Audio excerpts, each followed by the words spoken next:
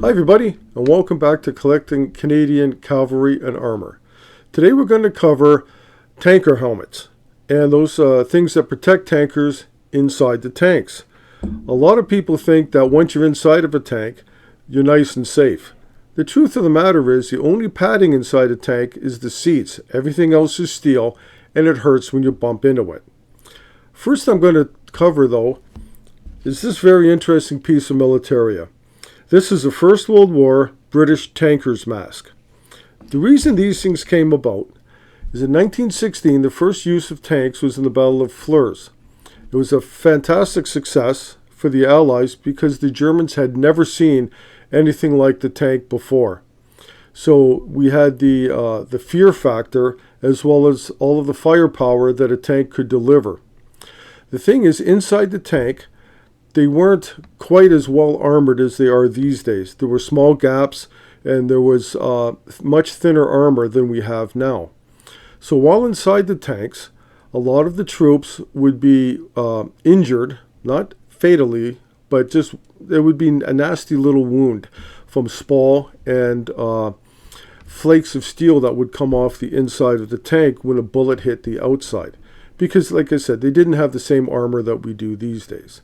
So these little bits of hot metal would come off the inside of the tank or come from the bullets the Germans would fire at, and they would cut your skin, making it even more unpleasant in the tank. Because don't forget, those First World War tanks had no suspension, and the engine was right there in the same compartment as the troops were. So you had a very hot environment with a lot of exhaust fume, carbon monoxide.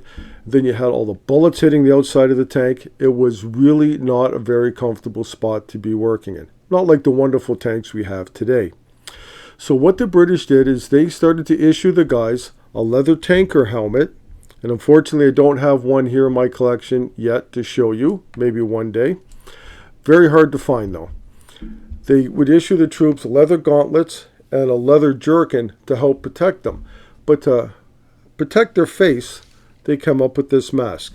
You'll notice it's heavy leather all around with metal circles over the eyes with slits in them. This allowed the tank crews to see. And we had this chainmail that would protect the lower part of their face. Very hard to come by these days, but it's a very, very interesting piece of militaria, especially if you're into collecting tank stuff. It helped quite a bit. Now, Canada did send over the 1st Canadian Tank Battalion, and their badges will be the subject of episode number 4. The 1st Canadian Tank Battalion did all of their training, but just as they were getting ready to be sent to France to fight, November 11th came by, the armistice was signed, and so the troops never got a chance to go and fight. We also had sent over the 2nd Canadian Tank Battalion. They didn't even really start their training by war's end, and so all of them were repatriated home. We'll cover some of their medals in a later episode. Both tank battalions were disbanded in 1920, thinking that the tank was just a fad. It would never catch on.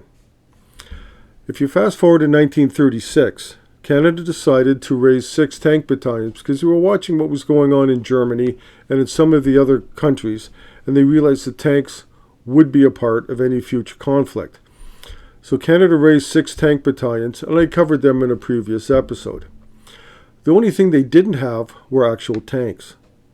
They got a few very light tanks from the British Army, and they also used some machine gun carriers, the Cardin-Lloyd machine gun carriers. You can find photos of these things in the wonderful book, History of the Royal Canadian Armoured Corps.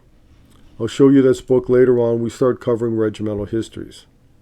So Canada came up with a helmet that was very uniquely Canadian. And this is an example here. It's black. It's leather over cork.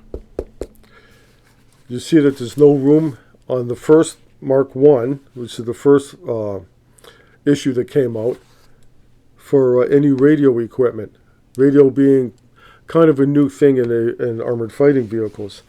It's got a liner inside that you can bend down. Sometimes, if you're lucky, you'll actually find somebody's name inside that you're able to research, which is the wonderful thing about collecting military stuff, is trying to research the people that actually own this stuff.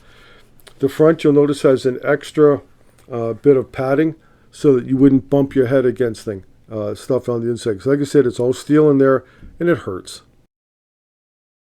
So Canada did try to produce their own tanks. We first started off with the Ram, and then we developed the Grizzly tank. The Grizzly was based on the M4 Sherman.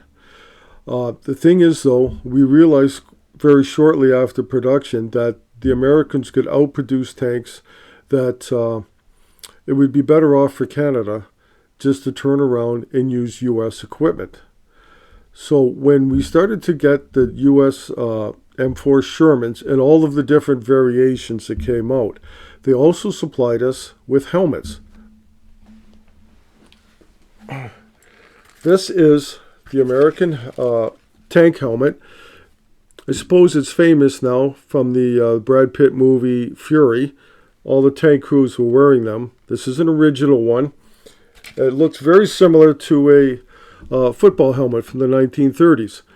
It's got lots of vent holes, but it's hard enough that it will protect your head from bumping around inside the tank.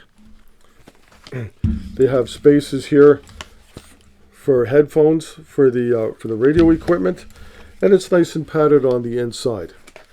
So with all of the U.S. supplied tanks, we got helmets with them as well. But Canada also used British supplied tanks, specifically the Churchill. That was used by the different Canadian armored regiments, and the British supplied us with their helmets. This is a Royal Armored Corps Second World War issue tanker's helmet. Made of steel, lots of padding on the inside, and a very simple chin strap. This differs from the infantry helmets because, as I'm sure you know, they would flare out like this.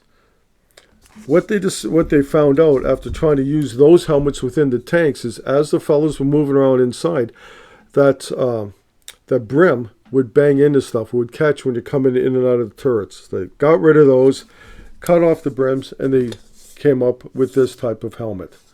Again, made of steel, really protects your head. So then, as time progressed and Canada developed its own armored corps, a lot of times they would just wear their berets in the helmets with the headsets over top of them. Not much protection. So they finally developed, along with the U.S. military, one of these types of helmets. You can see that the headsets, unfortunately the sponge that goes in here has deteriorated and is shot. But you can see that the headsets are inside, the microphone, and it can plug right into a drop cord that you would wear around your neck, and that would plug right into the intercom system and radio system within the tank.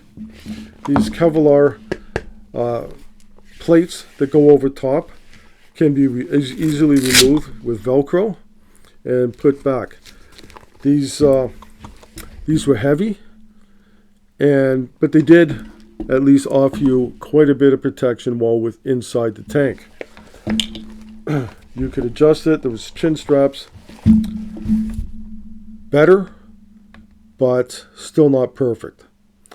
So these days, what Canada does is they use the regular Cavalry helmet, but they have headsets that fit on underneath, so that you don't have to buy separate AFV helmets for the troops in the tanks or other armored fighting vehicles. So this is just a very quick episode that we cover some of the headdress, steel protection headdress. We'll get into some of the other stuff in later episodes, the soft caps, the peak caps, the Dragoon helmets, lots of cool stuff coming up. Anyway, I hope you enjoyed this one, and happy collecting.